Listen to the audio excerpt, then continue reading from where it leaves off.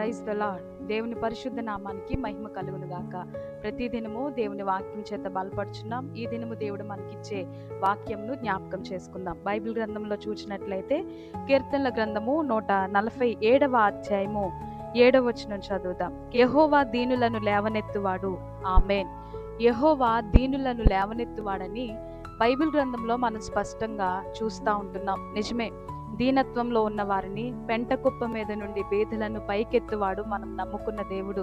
ఒకవేళ మనకున్నటువంటి స్థితిగతులను బట్టి చుట్టుప్రక్కల ఉన్నటువంటి వారు అంచనా వేయవచ్చు, కానీ నీకున్నటువంటి దీనత్వంలోనే దేవుని మీద ఆధారపడగలిగినట్లయితే, ఆయన కృపను నీవు పొందుకొనగలిగినట్లయితే, దీనత్వంలో నీవు పడిపోయిన చోటనే దేవుడు నిన్ను లేవనెత్తి ఒక ఐశ్వర్యవంతుడుగా, ఒక అభివృద్ధి కలిగినటువంటి వ్యక్తిగా పరిశుద్ధాత్మ దేవుడు నిన్ను చేయబోతున్నాడు. బైబిల్ గ్రంథంలోనే మనం చూస్తే మెఫీబోషెత్ అనే వ్యక్తి మనకు కనిపిస్తాడు.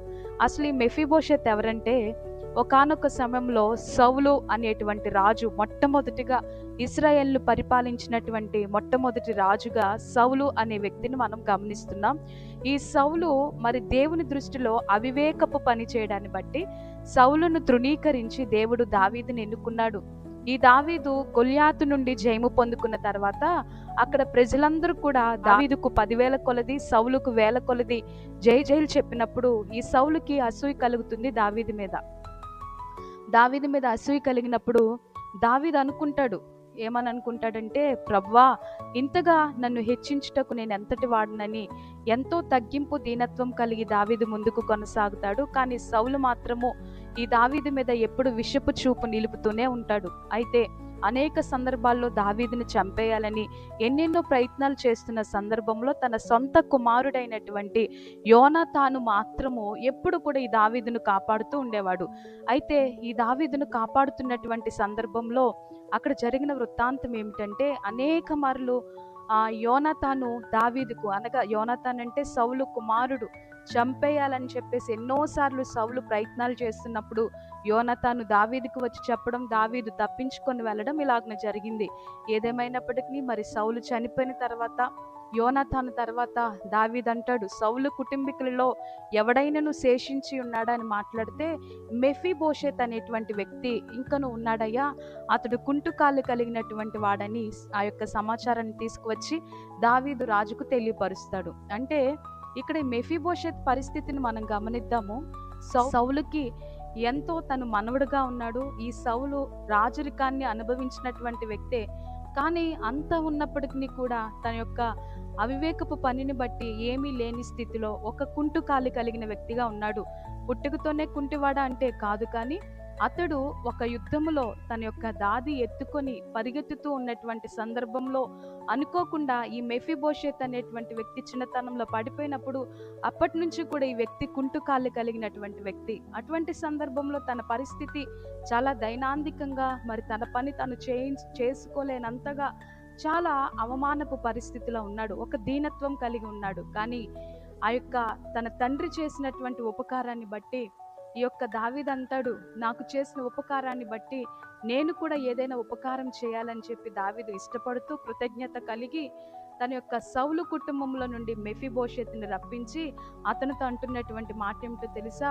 ఇదిగయ్యా, నీ తాతగారిగా ఉన్న సౌలు భూమి అంతయు మరలా నేను నీకు రప్పించేదను, సదాకాలము రాజు బల్ల యొద్దనే నీవు భోజనం చేయాలని చెప్పేసి ఎంతో చక్కగా దావీదు అక్కడ మంచి మాటలు అతడితో చెప్పినప్పుడు అతడు అంటాడు, అయ్యా, ఇంతటి ధన్యత నాకు ఇవ్వడానికి అసలు నేను చచ్చిన కుక్క వంటి వాడని, నన్ను ఇంతగా ప్రేమించుటకు ఏ అర్హత లేకపోయినా నేను దీనుడను, కానీ దేవుడు నన్ను లేవనెత్తుతున్నాడని మెఫీబోషెత్ ఎంతో సంతోషపడతాడండి.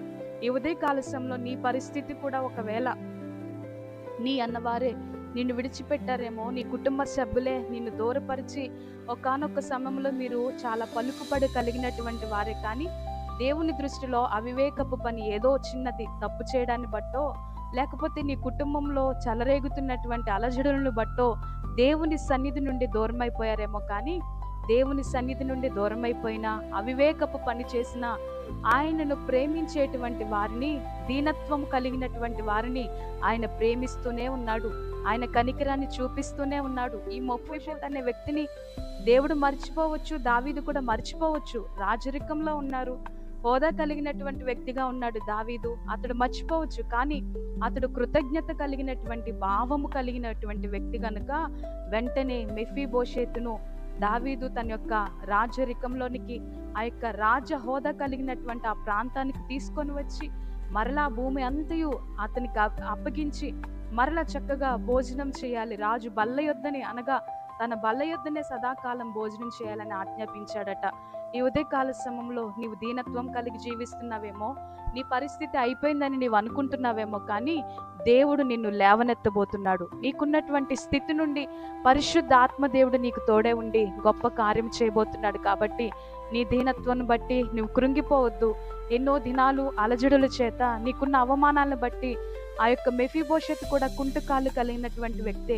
బ్యాక్గ్రౌండ్ చూస్తే ఎంతో ఉన్నతమైనది, కానీ తన పరిస్థితి మాత్రము ఏమీ లేనటువంటి దైనాందిక స్థితిలోనికి వెళ్ళినప్పటికీ కూడా దేవుడు మర్చిపోలేదు మెఫీబోషెత్తును.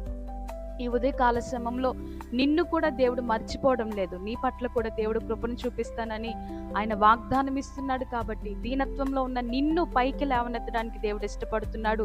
ఆర్థిక ఇబ్బందుల చేత కృంగిపోతున్నావేమో, అప్పుల సమస్య చేత బాధపడుతున్నావేమో, పేదరికంలో ఉన్నానని కృంగిపోతున్నావేమో, నీ బిడ్డలను చదివించలేకపోతున్నానని నీవు భయపడుతున్నావేమో, కానీ పరిశుద్ధాత్మ దేవుడు మెఫీబోషెతును ఆశీర్వదించినట్లుగా నిన్ను కూడా ఆశీర్వదించడానికి దేవుడు ఇష్టపడుతున్నాడు. కాబట్టి ఆయన కృపను పొందుకుందాం. ఆయన దీనులను పైకి లేవనెత్తేవాడు. నీవు యథార్థ హృదయం కలిగి నీ తప్పును నీవు ఒప్పుకొని పశ్చాత్తాపం కలిగి దేవుని సన్నిధిలో గనక నీవు యథార్థ మనసు కలిగి ఉన్నట్లయితే మెఫీబోషెతును ఆశీర్వదించిన దేవుడు నిన్ను కూడా ఆశీర్వదించి పైకి లేవనెత్తబోతున్నాడు. కాబట్టి ఆయన కృపను పొందుకుందాం.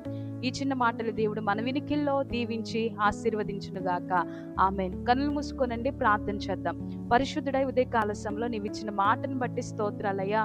అయ్యా, దీనులను పైకి లేవనెత్తువాడు నేనే అని నీవు మాట్లాడుచున్నావు. నిజమే ప్రభువా, దీనత్వం కలిగినటువంటి వారి పట్ల నీవు కృపను చూపించే దేవుడు అయ్యా, వారిని కనికరించే దేవుడు. కాబట్టే మెఫీబోషెత్ అనే వ్యక్తి కుంటికాళ్ళు కలిగి ఏమీ లేని స్థితిలో ఉన్నప్పటికీ కూడా అతన్ని ఆ యొక్క రాజ్య భవనంలోనికే అతన్ని రప్పించి ప్రభువా మరలా తన భూమి అంతయు, తన యొక్క తాత భూమి అంతే తనకు అప్పగించి రాజు బల్ల యొద్దనే భోజనం చేసే కృపనిచ్చావయ్యా. నీ ప్రేమను బట్టి స్తోత్రాలు. ఈ ఉదయకాల సమయంలో అనుదిన జీవాహారం అనే కార్యక్రమాన్ని చూస్తున్న నీ బిడ్డలలో ఎవరైతే ప్రవ్వా దీనులుగా ఉన్నారో, ఆర్థిక ఇబ్బందుల చేత పేదరికంలో ప్రవ్వా అయా వారికి ఉన్న పరిస్థితులను బట్టి సతమతం అవుతున్నారు ప్రవ్వా, నీ కనికిరాన్ని చూపించి అయా నీవే వారిని పైకి లేవనెత్తమని ప్రార్థిస్తున్నామయ్యా. గొప్ప దేవుడా, నీవు సహాయం దయచేస్తూ నీ ప్రజల పట్ల నీ కనికిరాన్ని చూపిస్తూ ప్రతి ఒక్క ఆటంకములను, అవరోధాలన్నిటిని తొలగించి నీవే తోడుగుని నడిపించుకుంటారని యేసు నామములో అడిగి వేడుకొంచున్నాము తండ్రి. ఆమేన్. అందరికీ హృదయపూర్వక వందనాలండి. దేవుడు మిమ్మలను దీవించును గాక. Amen. God bless you all.